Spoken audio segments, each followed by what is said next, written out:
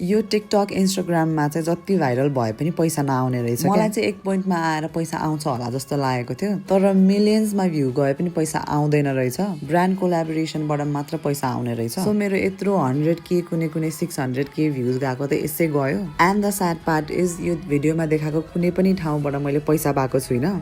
म गएको हो ऱ्यान्डमली अनि मलाई मन परेको भएर मैले भिडियो हालिदिएको हो, अरू मान्छे पनि जाओस् भनेर। I don't know if I am doing something wrong कि मैले त्यसरी ब्रान्ड्सहरू पाइरहेको छुइनँ। भनेको जस्तो सजिलो हुँदैन रहेछ। And if someone is thinking आफ्नो भइरहेको जब छोडेर कन्टेन्ट क्रिएसन जोइन गर्ने, आई वुड से नो। आफ्नो जब सँगसँगै लगेर कन्टेन्ट क्रिएसन गर्ने हो भने ठिक छ, तर जब नै छोडेर कन्टेन्ट क्रिएसन चाहिँ ठिक हुँदैन रहेछ नेपालमा। सो मैले चाहिँ त्यही भएर युट्युब च्यानल पनि स्टार्ट गरेको छु। अब त्यसमा पनि कन्टेन्ट पोस्ट गर्छु, मेबी त्यसमा अलि धेरै पोस्ट गर्छु होला। तर यसमा पनि टन्नै क्राइटेरियाजहरू रहेछ।